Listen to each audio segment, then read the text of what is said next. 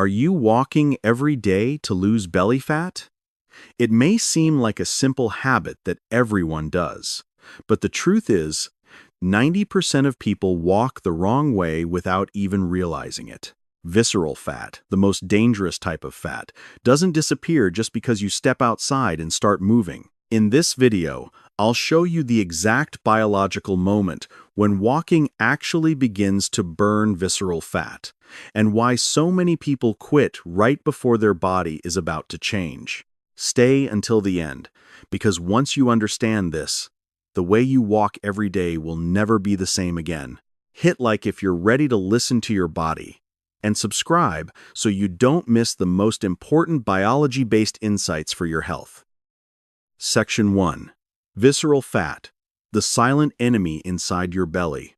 When most people talk about belly fat, they picture the soft layer they can pinch under the skin.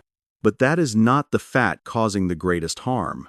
The real danger lies deeper in visceral fat, the hidden fat wrapped around your liver, intestines, and other vital organs. You cannot see it in the mirror or measure it easily with a tape, yet it quietly controls hormones, blood sugar regulation, and inflammation inside your body every single day.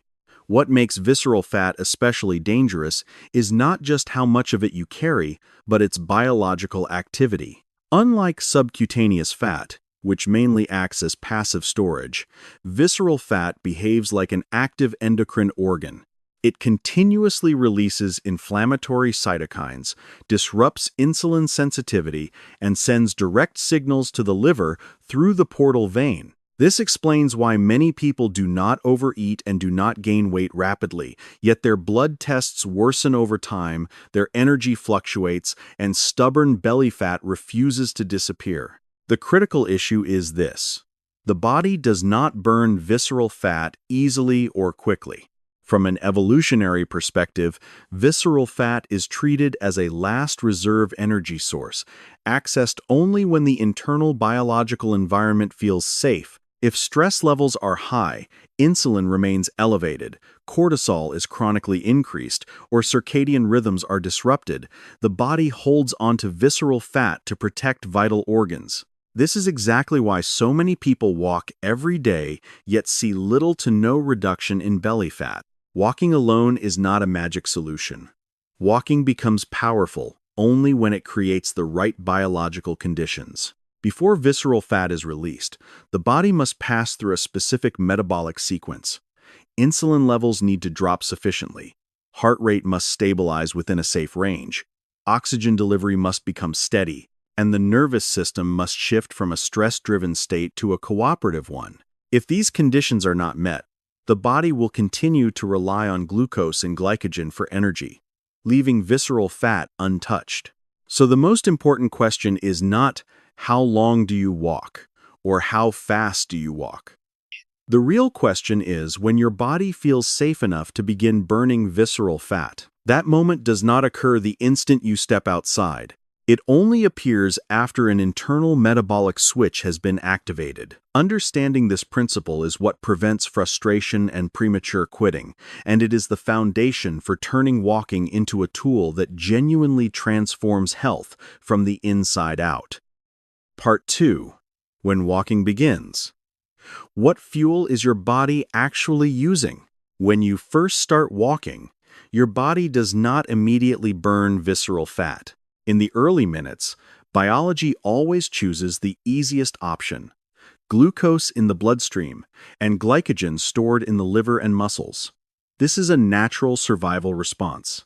Fast, readily available energy comes first. At this stage, even though you are moving, fat, especially visceral fat, is not yet the main fuel source. Your heart rate rises, breathing increases, and oxygen delivery to working muscles improves. Meanwhile, your brain is assessing the situation: how high the energy demand is, how much stress is present, and whether the internal environment is safe enough to shift toward deeper energy reserves. This is where many people misunderstand the process and give up too soon. They walk regularly and wonder why belly fat does not change. The truth is, during this early phase, the body is still in adaptation mode, not fat-burning mode. If you push the pace too hard from the beginning, heart rate spikes, cortisol may rise, and the body stays dependent on glucose instead of transitioning to fat. Breathing rhythm and nervous system signals matter more than most people realize. As long as breathing feels rushed or unstable, the body interprets movement as stress. But when walking becomes steady, breathing deepens naturally, and conversation is still possible, the nervous system shifts toward cooperation rather than defense. In other words, the first phase of walking is not about burning fat, it is about setting the metabolic foundation. Insulin begins to drop, heart rate stabilizes, oxygen flow improves, and the body receives the message that it is safe to access longer-lasting fuel. Only after this preparation phase is complete does the body move into the next stage, where visceral fat finally becomes metabolically accessible. Part 3. The biological moment. When walking actually starts burning visceral fat. After your body completes the initial adaptation phase, a quiet but critical shift begins to unfold. This is the biological moment most people never notice. The point where the body switches priority from glucose to fat, and visceral fat finally enters the energy equation. Physiologically, this moment appears when heart rate, breathing, and oxygen demand stabilize. Your brain now understands that the activity is sustained, safe, and no longer a stress threat.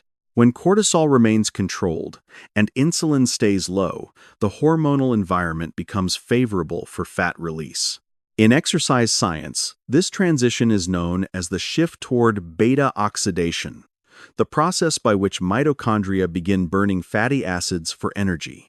What matters most is that visceral fat is not accessed early, because it functions as an emergency reserve. Only when internal conditions are stable does the body allow this deeper fat source to be mobilized. You won't feel a dramatic switch. There is no sudden burst of heat or effort.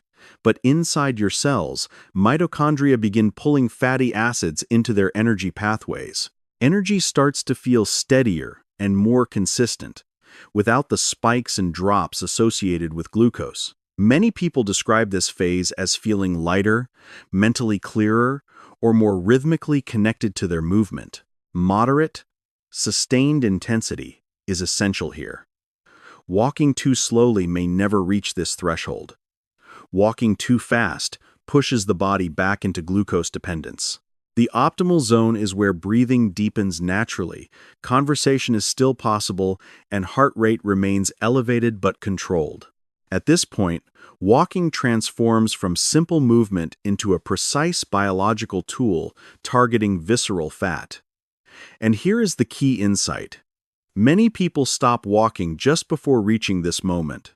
They end their session right as their body becomes ready to change. Once you understand this metabolic crossover, time spent walking takes on a completely different meaning because you now know exactly when the real work begins. Part 4. The steady metabolic window. Why walking becomes more effective over time. Once the biological switch is activated, the body enters a phase known as the steady metabolic window. This is not a brief moment, but a sustained period where heart rate, breathing, and fat oxidation reach optimal balance. Within this window, fat, especially visceral fat, becomes the primary fuel source, and the body maintains fat burning without triggering stress responses. The key distinction is this: not every minute of walking carries the same metabolic value. The early minutes mainly prepare the system, but once the steady window opens, each additional minute delivers disproportionately greater metabolic benefit. This is why a single 40-minute walk often outperforms two separate 20-minute walks, even when total time is equal. During this phase, the autonomic nervous system shifts toward parasympathetic dominance, a state of biological safety. Cortisol remains low, insulin stays stable, and blood flow to fat tissue increases. These conditions make visceral fat more accessible as fuel.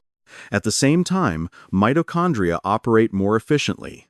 producing steady energy instead of fluctuating spikes. Interestingly, fatigue often decreases in this window rather than increases. Steps may feel lighter, breathing becomes deeper and rhythmic, and mental noise quiets down. This isn't a sign of reduced effort, it's evidence that the body has found its optimal biological rhythm. Understanding the steady metabolic window changes how you view walking altogether. Instead of asking, "How many minutes is enough?" the better question becomes, "How can I enter this window sooner and stay in it longer?" That question, not speed, not intensity, is the real key to sustained visceral fat reduction over time. Part 5. The mistakes that prevent walking from burning visceral fat and how to walk in sync with your body. At this stage, you understand that walking only burns visceral fat when the body reaches the right metabolic state. Yet this is exactly where most people unknowingly sabotage the process, even if they walk every day. The biggest mistake isn't a lack of effort, it's moving against the body's biological rhythm. The first mistake is starting too fast. When heart rate spikes early, the body shifts toward glucose for quick energy. This pushes you out of the fat-burning zone and delays access to visceral fat. Instead of a biological warm-up, you trigger a stress response. The second mistake is stopping too soon. Many people quit just as their body reaches the metabolic threshold. They walk away at the exact moment visceral fat begins to unlock. This is why so many feel that walking does nothing for belly fat, not because walking is ineffective, but because they don't stay long enough inside the steady metabolic window. The third mistake is inconsistency. The body learns through repetition. Irregular walking prevents metabolic adaptation. In contrast, consistent walking increases mitochondrial density, improves fat-burning enzymes, and allows the visceral fat-burning moment to arrive earlier with each session. Walking correctly is surprisingly simple. Start slow. Build pace gradually. Maintain deep, rhythmic breathing where conversation is possible. And stay long enough for the body to feel safe using fat. At that point, walking stops being a test of willpower and becomes a biological agreement between you and your physiology. And when the body cooperates, visceral fat doesn't need to be forced away. It leaves naturally, quietly, and sustainably. Part 6. Conclusion. When walking becomes a biological weapon. If you look back at the entire journey, one truth becomes clear. Walking doesn't burn visceral fat because you push harder, but because you align with your biology. Visceral fat does not respond to force. It responds to safety signals, steady rhythm, and consistency long enough for the body to trust the process. The moment walking begins to burn, visceral fat is quiet. There is no burning sensation, no dramatic signal. It happens silently when heart rate stabilizes, breathing deepens, the nervous system relaxes, and the body realizes, "I no longer need to store energy." That is the moment visceral fat, the most dangerous fat, shifts from an inflammatory organ into usable fuel. This is why so many people fail. Not because they lack discipline, but because they quit before biology completes the transition. They stop while the body is still uncertain.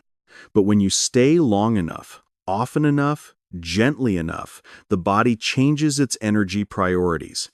And once priorities change, results follow naturally. Walking, then, is not easy exercise for the weak. It is a metabolic reset tool when understood correctly. Every step stops being about calorie burn and starts becoming a message to your hormones, mitochondria, and nervous system. It is safe to let go. And one day, you'll notice your waistline changing not because you forced it, but because your body chose to cooperate. That is the most sustainable transformation biology allows.